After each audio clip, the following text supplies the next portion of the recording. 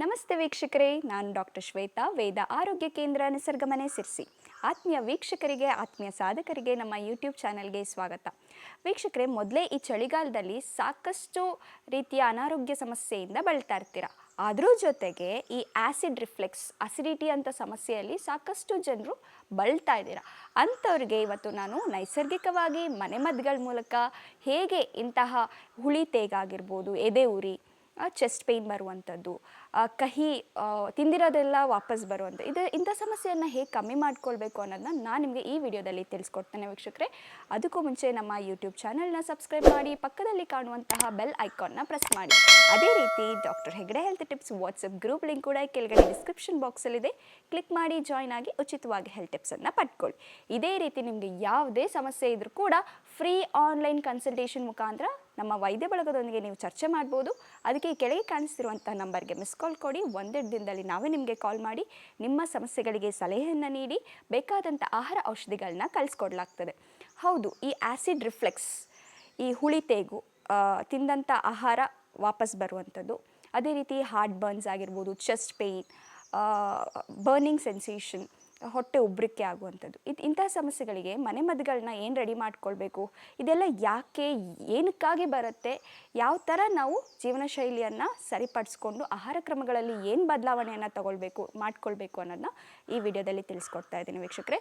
ಇದಕ್ಕೆ ಚಹಾ ಸೇವನೆಯನ್ನು ನೀವು ಕಂಪ್ಲೀಟಾಗಿ ಅವಾಯ್ಡ್ ಮಾಡ್ಕೊಳ್ಬೇಕು. ಇಂಥ ಸಮಸ್ಯೆ ಆ್ಯಸಿಡ್ ರಿಫ್ಲೆಕ್ಸ್ ಬರ್ತಾ ಇದೆ ಇಂಥ ಸಮಸ್ಯೆ ಇರುವಂಥವ್ರು ಚಹಾ ಸೇವನೆ, ಹಾರ್ಡ್ ಡ್ರಿಂಕ್ಸ್ ಆಗಿರ್ಬೋದು, ಸ್ಮೋಕಿಂಗ್ ಆಗಿರ್ಬೋದು, ಈ ಥರ ಹೆಚ್ಚು ಖಾರ, ಹುಳಿ, ಉಪ್ಪು ಜಾಸ್ತಿ ಸೇವನೆ ಮಾಡುವಂಥದ್ದು, ಅದೇ ರೀತಿ ಊಟ ಮಾಡಿದ ಕೂಡಲೇ ಮಲಗುವಂಥದ್ದು, ಹಾಗೆ ಎದ್ದ ತಕ್ಷಣ ಅನ್ಹೆಲ್ದಿ ಫುಡ್ಸ್ಗಳು, ಜಂಕ್ ಫುಡ್ಗಳು, ಅಸಿಡಿಕ್ ಫ್ರೂಟ್ಸ್ಗಳನ್ನ ತಗೊಳ್ಳುವಂಥದ್ದು, ಈ ಥರ ಎಲ್ಲ ಮಾಡೋದ್ರಿಂದ ಈ ಥರ ಹುಳಿ ತೇಗಾಗಿರ್ಬೋದು, ಅದೇ ರೀತಿ ಹೊಟ್ಟೆ ಉಬ್ಬರಿಸ್ಕೊಳ್ಳುವಂಥದ್ದು, ಎದೆ ಉರಿಯುವಂಥದ್ದು, ಚೆಸ್ಟ್ ಪೇಯ್ನ್ ಆಗುವಂಥ ಸಮಸ್ಯೆಯಲ್ಲಿ ಇರ್ತೀರಂಥವ್ರಿಗೆ ಇವತ್ತು ಮನೆಮದ್ದುಗಳೇನು ಅನ್ನೋದಾದರೆ, ಇದಕ್ಕೆ ಬೇಕಾಗಿರುವಂಥದ್ದು ಜೀರಿಗೆ ಹಾಗೂ ಬಡೆ ಸೊಪ್ಪು.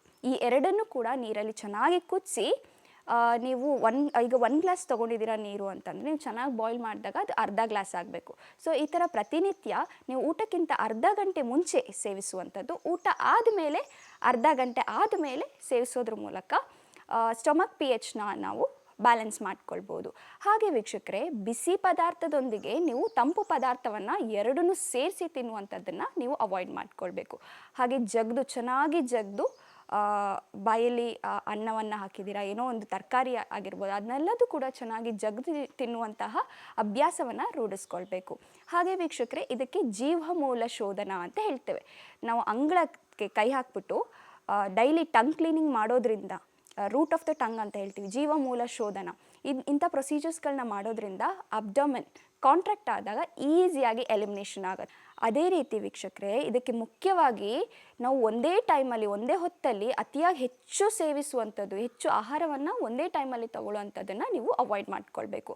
ಸಣ್ಣ ಮೀಲ್ಸ್ಗಳನ್ನ ನೀವು ಮಾಡಿಕೊಂಡು ಪ್ರತಿ ಊಟದ ನಂತರ ನೀವು 10 to 15 ಮಿನಿಟ್ಸ್ ನೀವು ವಾಕಿಂಗ್ ಮಾಡಲೇಬೇಕು. ಇಲ್ಲಾಂದರೆ ಜೀರ್ಣಕ್ರಿಯೆ ಸರಿಯಾಗೋದಿಲ್ಲ. ತಿಂದಂಥ ಆಹಾರ ಜೀರ್ಣ ಆಗಬೇಕು ಅಂದರೆ ಸಣ್ಣ ಆಹಾರಗಳನ್ನು, ಅಂದರೆ ನೀವು ಹೆಚ್ಚು ತಿನ್ನುವ ಬದಲು ಸ್ವಲ್ಪ ಆಹಾರವನ್ನು ಸೇವಿಸಿ, ಅದ್ರ ಮಧ್ಯೆ ಗ್ಯಾಪ್ ಕೊಟ್ಟು 10 to 15 ಮಿನಿಟ್ಸ್ ವಾಕ್ ಮಾಡಿ, ಮತ್ತು ನಿಮಗೆ ಹಸುವಾದಾಗ ತಿನ್ನುವಂಥದ್ದು. ಊಟವನ್ನು ಸ್ಕಿಪ್ ಮಾಡಬಾರ್ದು ವೀಕ್ಷಕರೇ. ಇದರಿಂದನೂ ಕೂಡ ಇಂಥ ಸಮಸ್ಯೆ ಬರುವಂಥ ಸಾಧ್ಯತೆಗಳು ಹೆಚ್ಚು. ಊಟವನ್ನು ಸ್ಕಿಪ್ ಮಾಡಬಾರ್ದು, ಹಸಿವಾದಾಗ ಊಟ ಮಾಡುವಂತಹ ಅಭ್ಯಾಸವನ್ನು ಬೆಳೆಸ್ಕೊಳ್ಬೇಕು. ಹಾಗೆ ವೀಕ್ಷಕರೇ, ಆ್ಯಸಿಡ್ ನ್ಯೂಟ್ರಲೈಸರ್ಸ್ ಅಂತ ಹೇಳ್ತೇವೆ.